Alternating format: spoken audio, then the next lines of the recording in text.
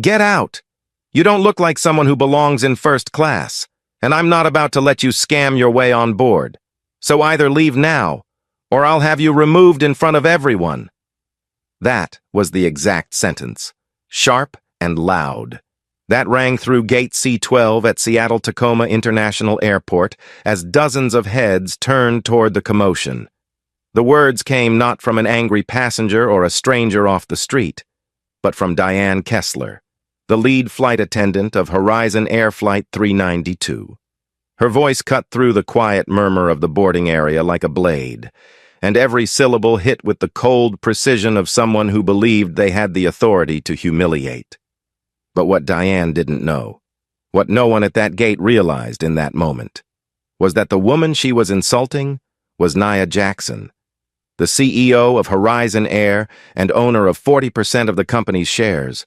In just 12 minutes, Diane would lose her job, the crew would be grounded, and the future of the airline would begin to change, all because of this one reckless moment of judgment. Before we dive into the story, I want to know, where are you watching from? Drop your city or state in the comments.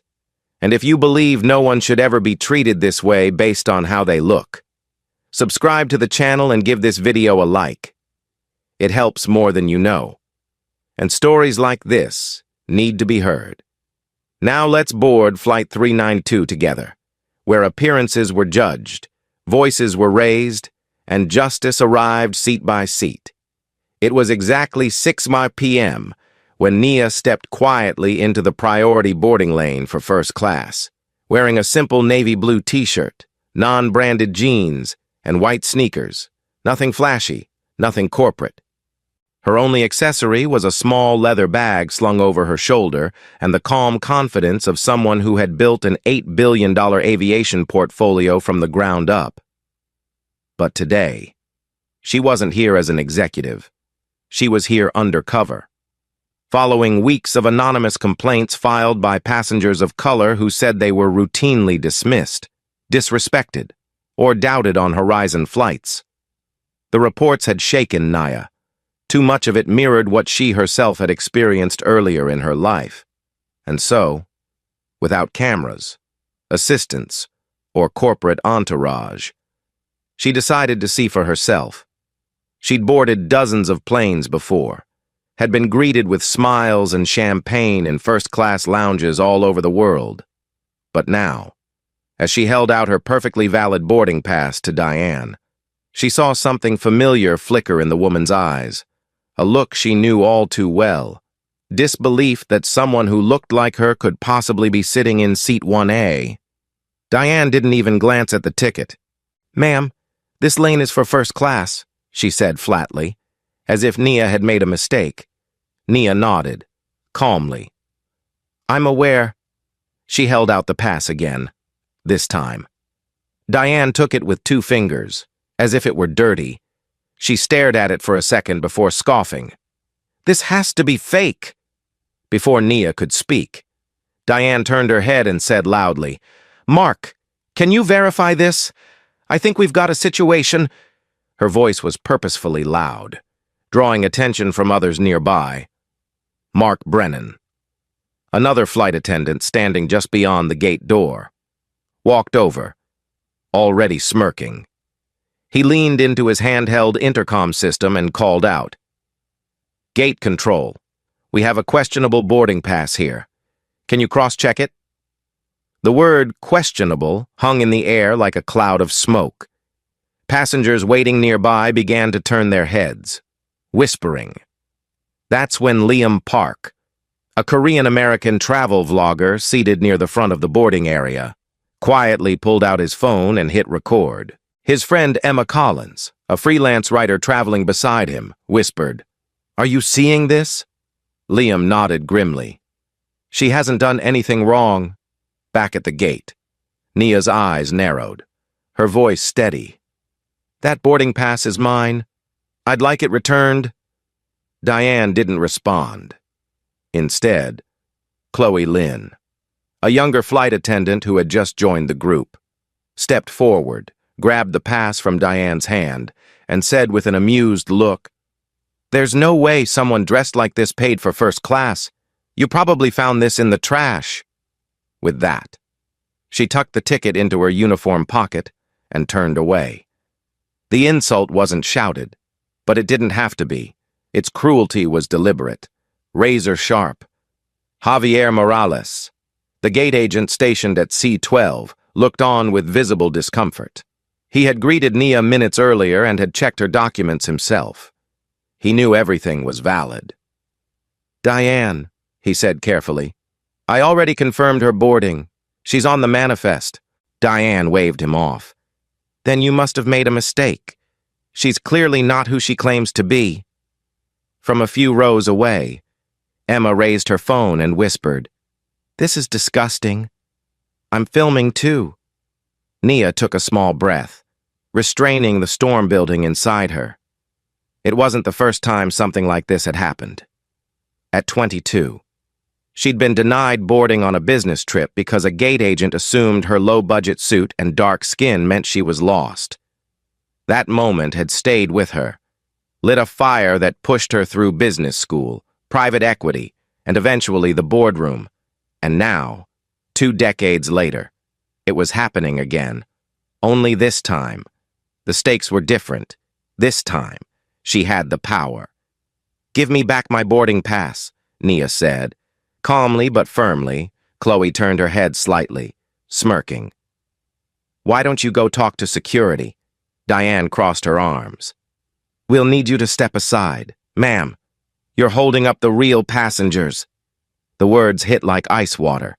Nia looked around. A small crowd had now gathered, some whispering, others watching in uncomfortable silence. Liam stepped closer, holding up his phone. "This is wrong," he said aloud. "I don't know who you think she is, but this is harassment." Diane turned to him, annoyed. "Sir, please stop filming." Liam didn't lower his phone.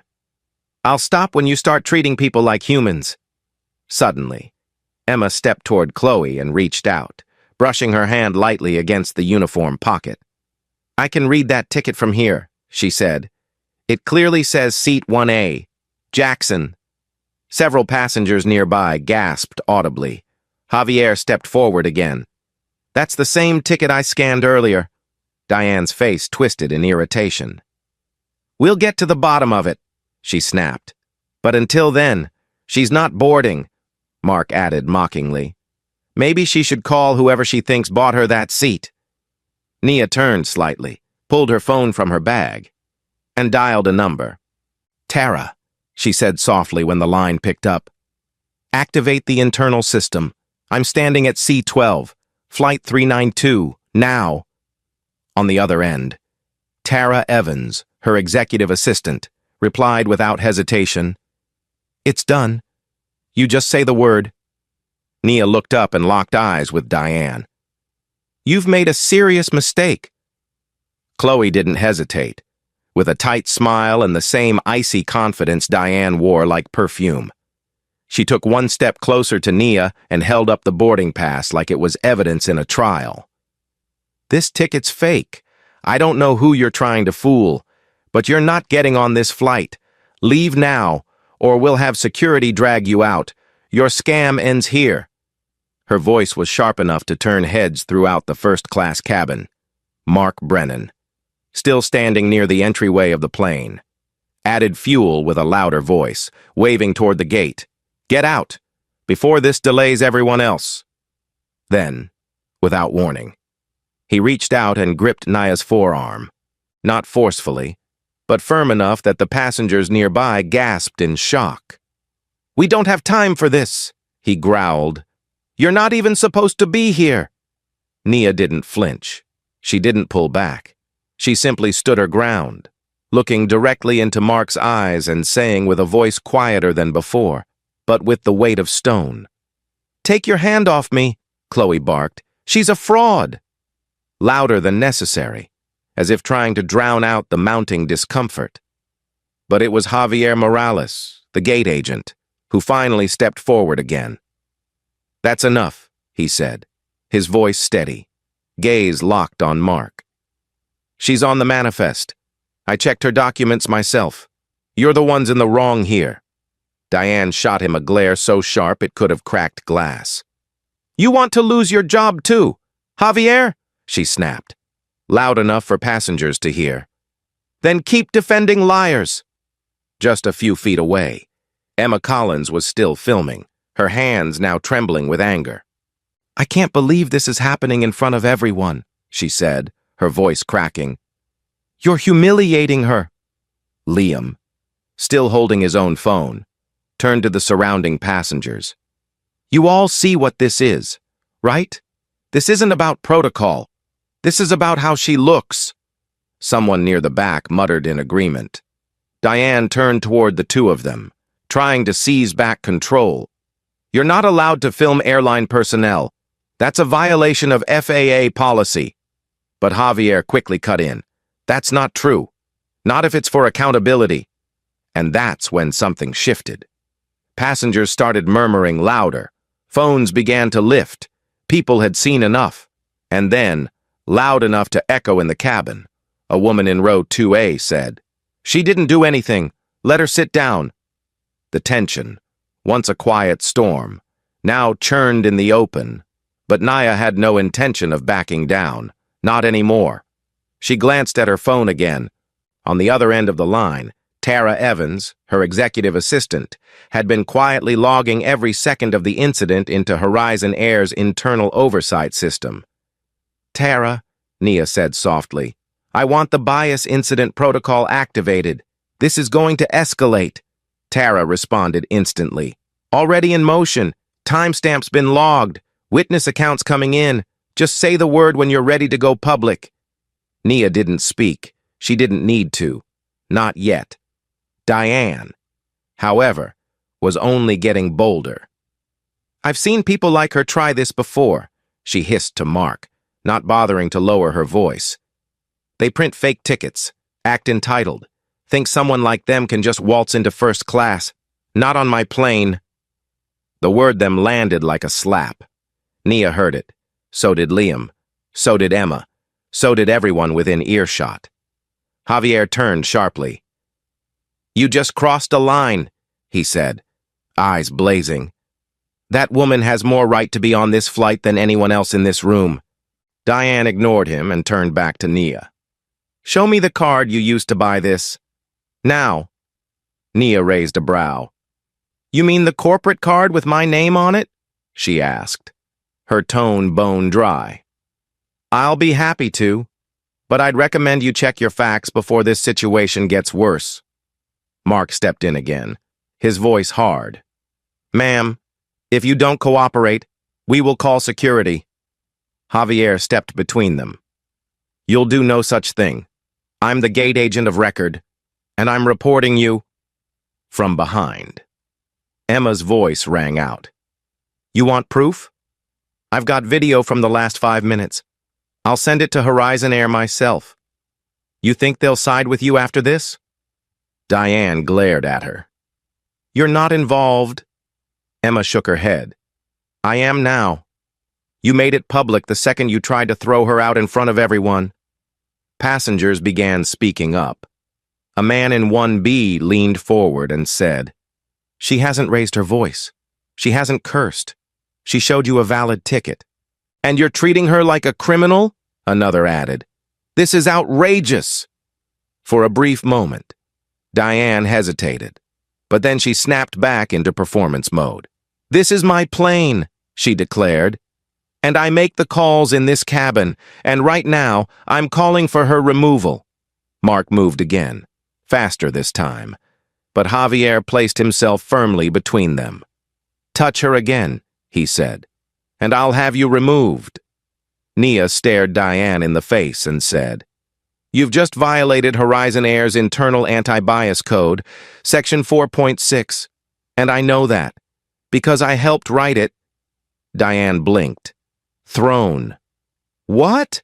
Nia didn't elaborate. She simply turned back to Tara. Escalate it. On the other end of the line, Tara's voice was calm but direct. Incident escalated. Executives flagged, legal notified. Just say the word. Diane still didn't get it, but her smirk was starting to slip.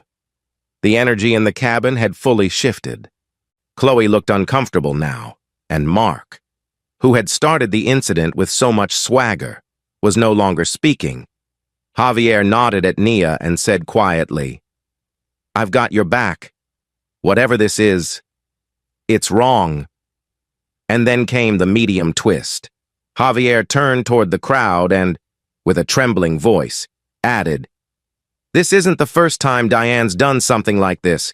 We've had complaints, multiple ones, passenger discrimination, ticket mishandling, verbal mistreatment. Every time, it got buried.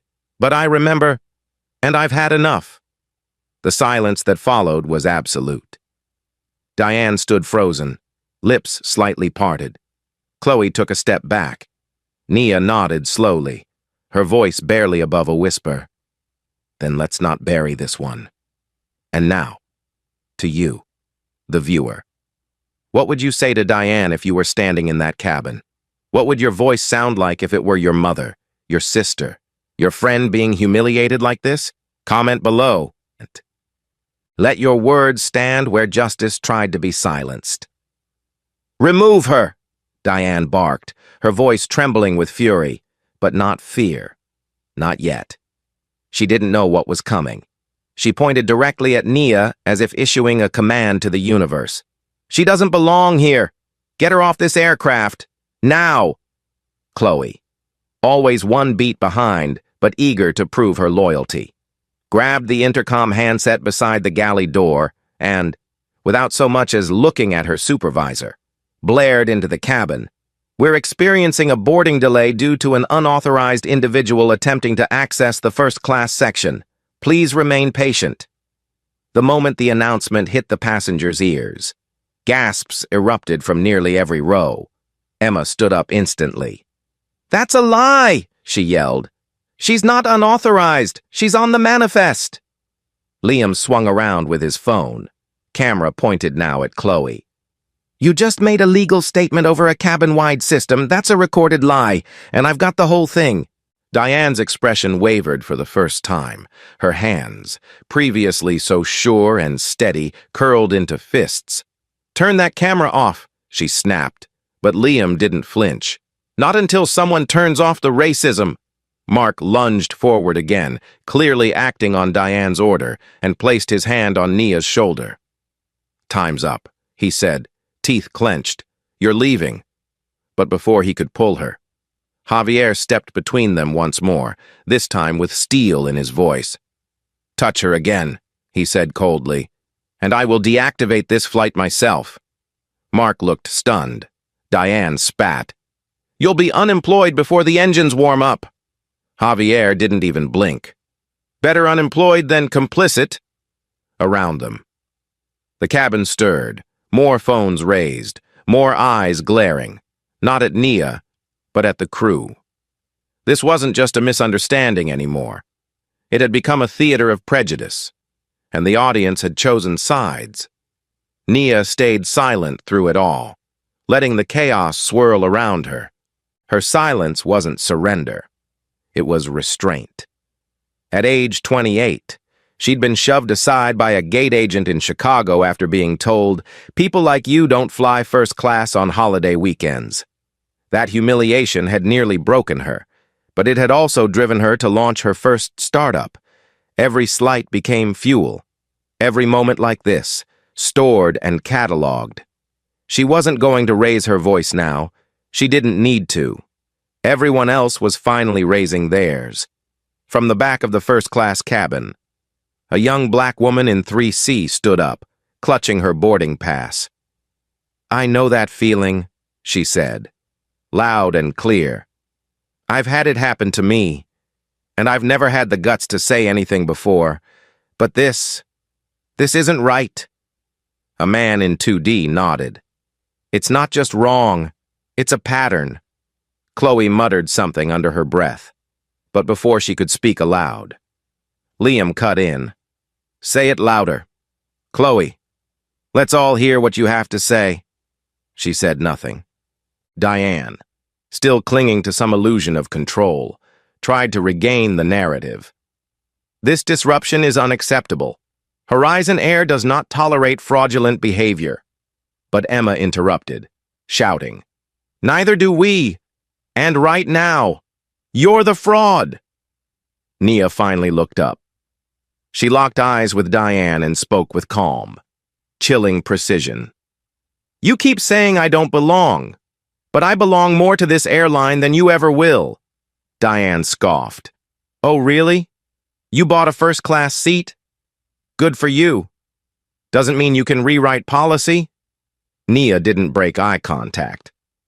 "No, but being CEO means I already have—" That sentence didn't land immediately. It hovered in the air for a second, as though the cabin itself paused to let it register. And then Diane blinked. Chloe looked confused. Mark's mouth parted slightly. "What?" he asked, uncertain now. "You're... who?" Before Nia could respond, Emma stood up and called out, "Everyone, she's the CEO. She is Horizon Air." That triggered a ripple through the cabin. Phones shot higher. Voices overlapped. "You're kidding. That can't be—" "Wait, what did she just say?" Liam turned his camera toward Nia. "Is that true?" he asked. "Are you really the CEO?" But Nia didn't answer. Not yet. She simply turned and said to Tara, still on the open call, "Let legal know the window's closing. I'm ready to act." Tara's voice came through the speaker clearly. "Understood. We're standing by." Diane heard that. Her face went pale, and her hand slipped from her hip. Mark backed up half a step, suddenly unsure. This has gone too far," he mumbled. "We're just following protocol," Javier replied instantly. "Protocol doesn't involve harassing passengers based on what they wear or what color they are." Then, without being told, the passengers in rows 1 through 3 stood together. They stepped into the narrow aisle and formed an unspoken blockade between Nia and the crew. The air thickened. Diane hissed, "What are you doing?" A man in 1B looked her square in the eye. "Protecting her. The same way we wish someone had protected us." Chloe's voice cracked as she said, "This is getting out of control." Liam replied, "It was never in control. It was in denial."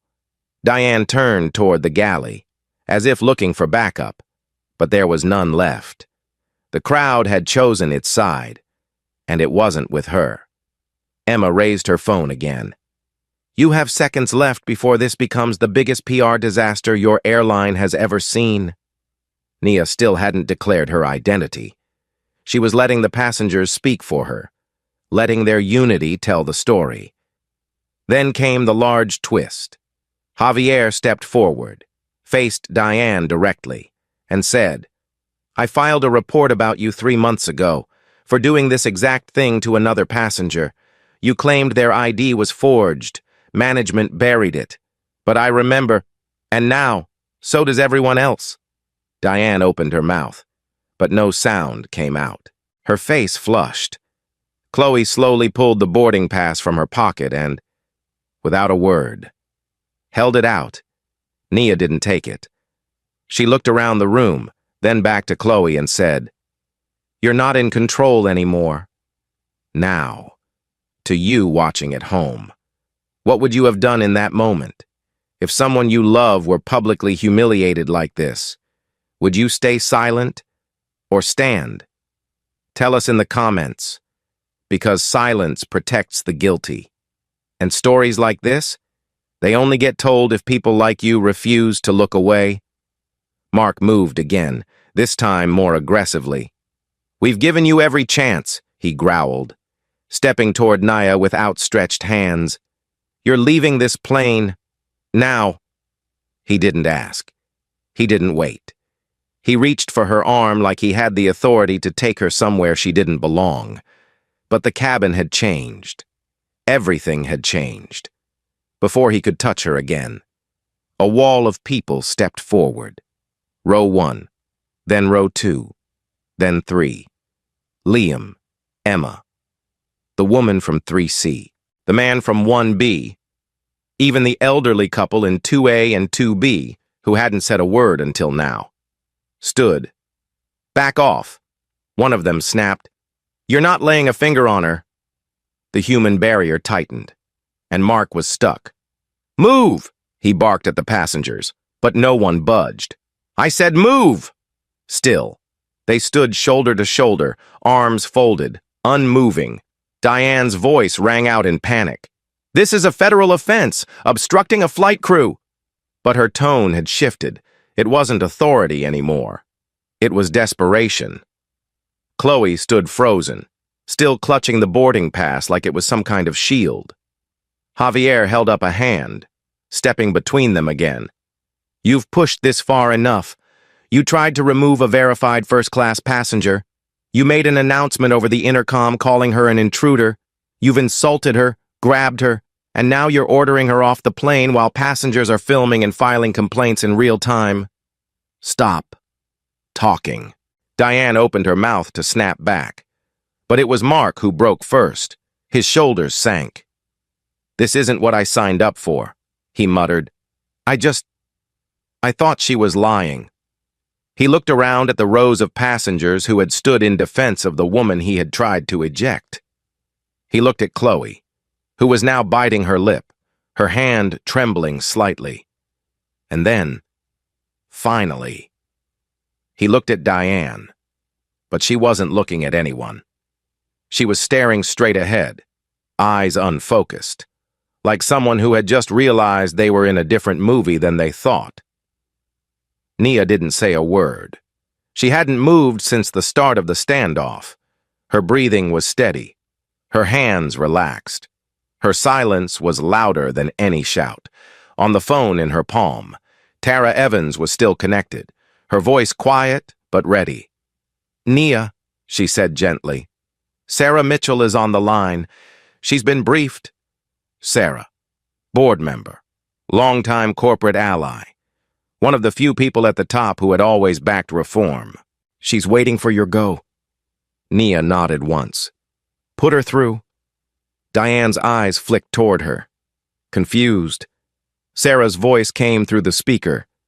"Nia, you give the word, and this crew is grounded, permanently." Diane took a step forward, her voice finally cracking. "Who are you talking to? What are you doing?" But Nia didn't answer her. She never looked at Diane again. Her eyes stayed on the passengers, the people who had stood up, who had formed a line between her and injustice. "Sarah," Nia said clearly, "I want to begin immediate termination protocol for Diane Kessler. I want Mark Brennan grounded pending review, Chloe Lynn as well, effective now." There was a pause on the other end. Then Sarah said, "Understood. Consider it done." Diane flinched like the words had struck her. "Wait, what are you saying?" she demanded. "You can't." But Nia raised her voice slightly, not loud, but firm enough to stop the entire cabin. "I'm saying I'm Nia Jackson, CEO of Horizon Air, and I just removed 3 employees from service for violating the very policies they swore to uphold. You treated a valid passenger like a criminal. You denied my boarding, attempted to publicly humiliate me, and incited chaos inside this aircraft. And now? You're done." A hush fell over the cabin. Someone dropped a pen. Someone else whispered, "Oh my God." And then Chloe, who had been standing behind Diane the whole time, let the boarding pass fall to the floor. It landed near Nia's feet. Chloe didn't bend to pick it up. She just stared at it. Then, without a word, she turned and walked slowly toward the galley, eyes shining. Mark didn't move. Diane stood frozen, mouth open slightly, one hand raised mid-air as if she were about to make a final, useless argument. But no words came. Tara's voice came through again. "Termination confirmed. System's been logged. Crew suspension effective immediately." Then another voice followed hers. Sarah, calmly adding, "Media is preparing a statement. We're backing you fully. Do what needs to be done." Diane finally found her voice. "You're ruining everything," she hissed. All of this, for what? Nia turned to her slowly, eyes steady. No. You ruined it. The moment you opened your mouth and decided I didn't belong based on how I looked, you ruined your own career. All I did was finally stop pretending you were someone I had to tolerate. Passengers slowly returned to their seats, whispering, recording, some still stunned, some clapping quietly. Javier approached Nia.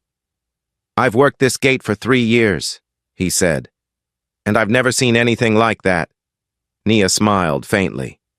"You stood up when it counted. That matters." He lowered his head, touched. "Thank you." Mark shuffled toward the jet bridge, dazed, escorted now by another gate staffer. Chloe remained in the galley, out of sight. Diane, still rigid in the aisle, was now clearly trembling. "You think this ends here?" she spat. "You'll get backlash. You'll get blowback." Nia tilted her head. "Maybe. But you're not flying today. I am." And with that, she stepped over the boarding pass that had once been stolen from her, paused at row 1A, and placed her bag on the seat that had always been hers, the seat they tried to keep from her. And just before sitting down, Nia turned to the cabin and addressed everyone, not loudly, but with the calm of someone reclaiming her space. "For those of you who spoke up, thank you. You didn't know who I was. You didn't need to. You just knew something was wrong. And you acted. That's what changes things." Then she sat, pulled the seatbelt over her lap, and leaned back as if nothing had ever happened. Even though everything had... The silence that followed was not empty. It was weight. It pressed on everyone in the cabin like cabin pressure shifting mid-flight. For several seconds after Nia sat down in seat 1A, no one moved. The passengers, once buzzing with murmurs and cell phone whispers, were now still, staring, not in disbelief, but in dawning recognition. A storm had passed through the aircraft, but it hadn't just blown through. It had rearranged the entire sky. Diane remained standing several rows away, frozen in place, her expression a warped cocktail of disbelief and indignation. Her arms, once crossed in command, now hung limply at her sides. Mark had disappeared down the jet bridge without a word, eyes hollow. Chloe lingered in the galley, out of view, her posture hunched, her energy collapsed inward. It was over, but not done. Because Nia Jackson had not just claimed her seat. She was about to claim the airline's conscience. Nia took out her phone again and tapped once. "Tara," she said quietly. "Patch Sarah back in. Put her on speaker." Within seconds, the soft chime of connection sounded, followed by Sarah Mitchell's calm voice. "I'm on. Go ahead." Nia stood again, not because she needed to, but because she wanted to face the cabin, to look directly at the people who had stood up when the crew failed to... "Ladies and gentlemen," she said, voice composed yet undeniably resonant. "My name is Nia Jackson. I am the CEO of Horizon Air, and I own 40% of this company. I boarded this flight undercover to investigate recent complaints of mistreatment and bias. What you just witnessed, what you participated in, is exactly why I'm here. Not because I expected it, but because I've lived it before." A gasp swept across the rows. Several passengers leaned forward. Others pulled out phones again, but no one interrupted. "Diane Kessler," Nia continued, "as of this moment, you are terminated from Horizon Air.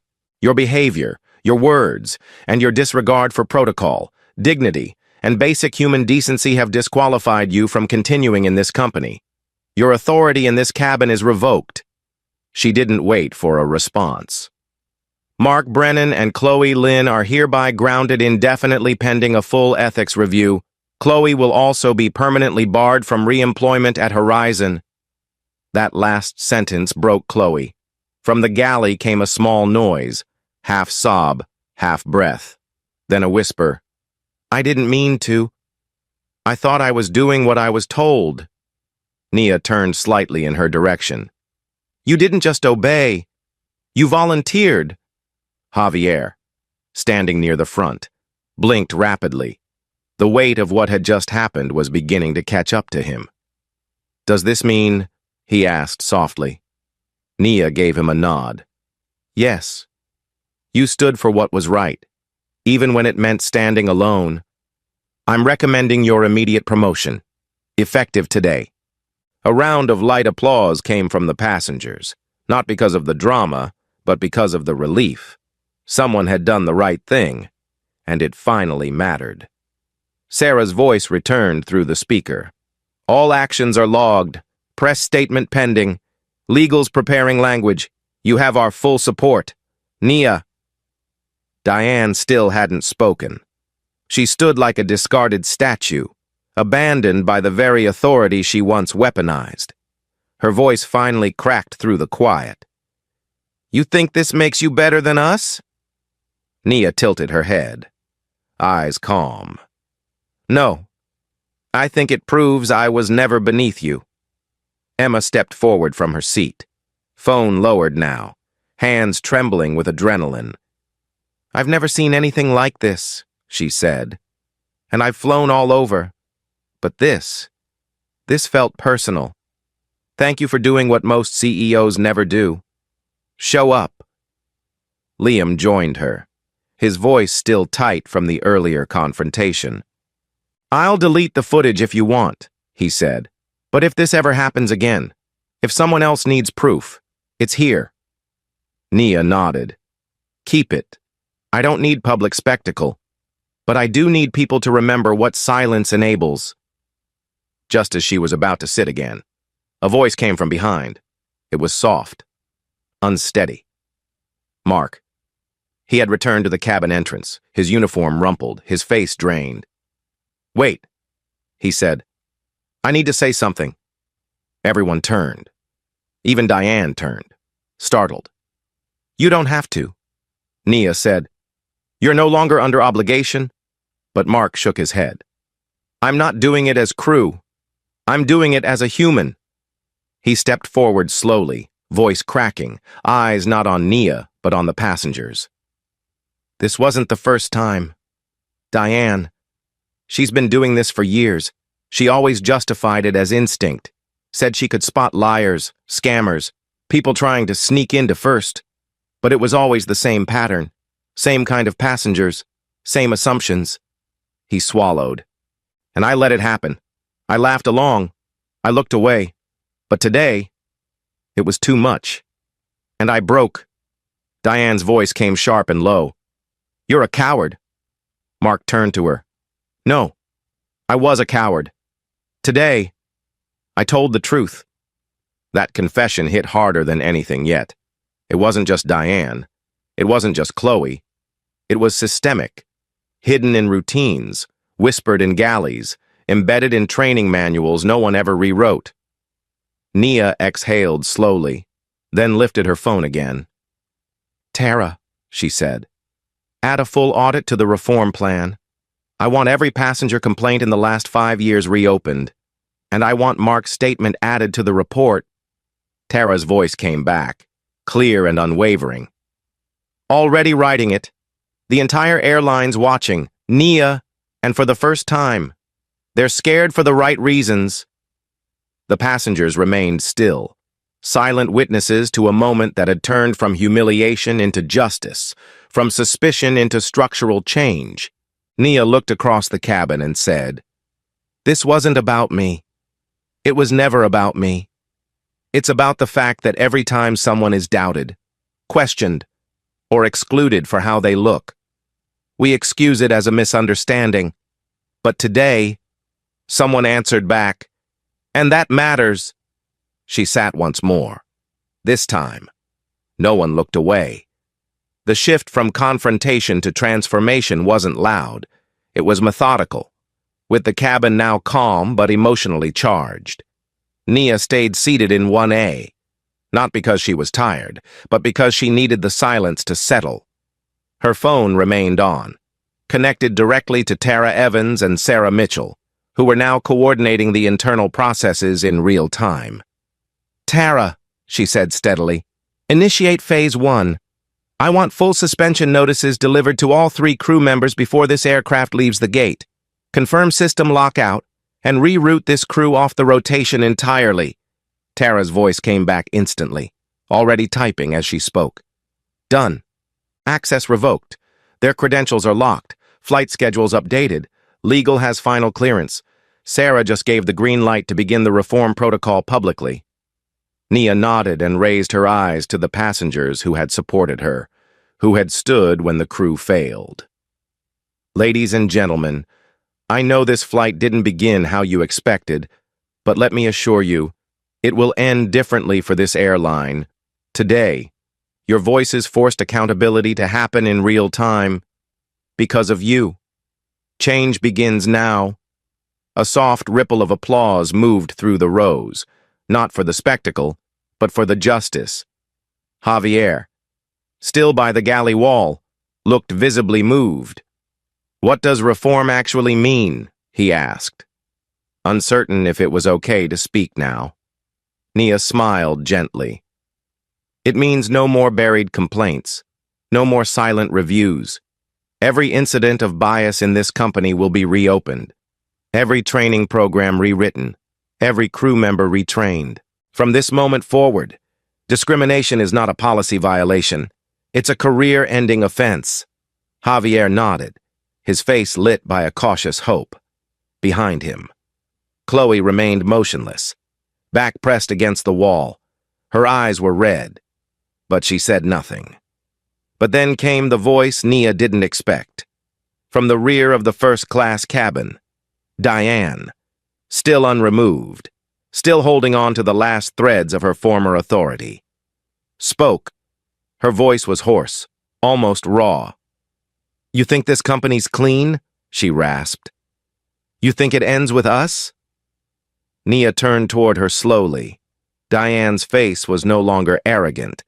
It was angry, cornered.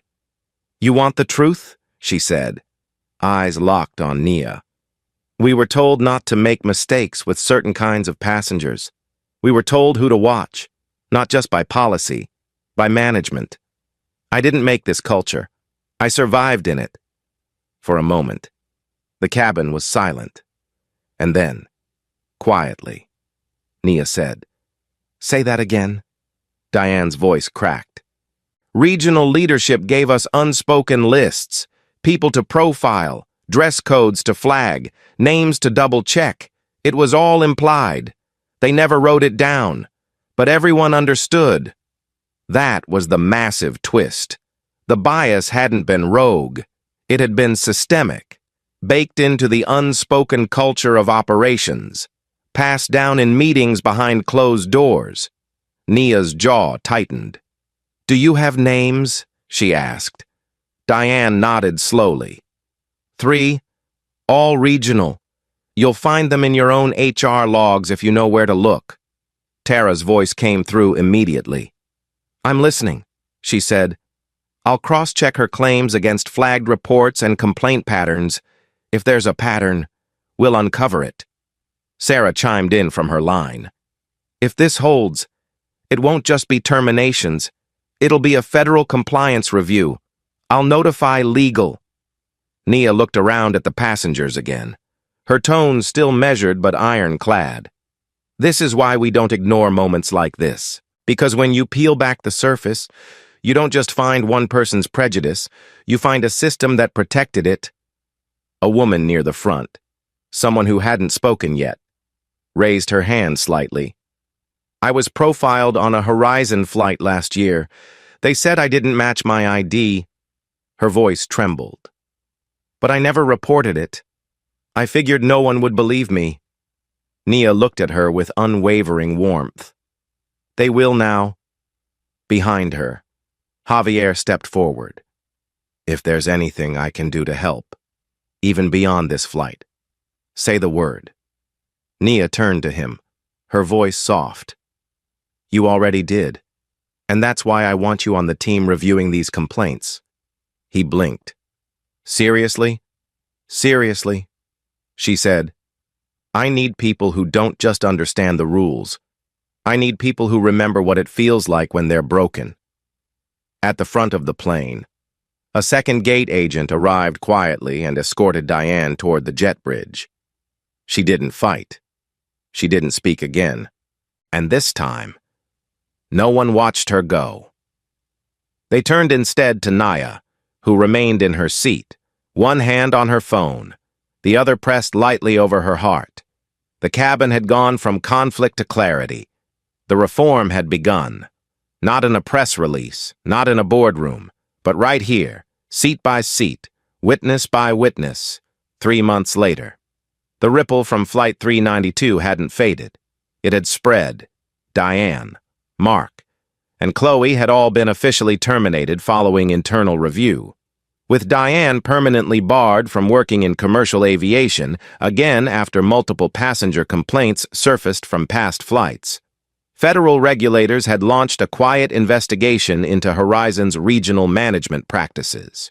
Following the leads Diane reluctantly gave, the 3 names she'd mentioned were quietly removed from their posts after logs and internal communications confirmed they had fostered a culture of targeted surveillance against passengers who didn't look the part.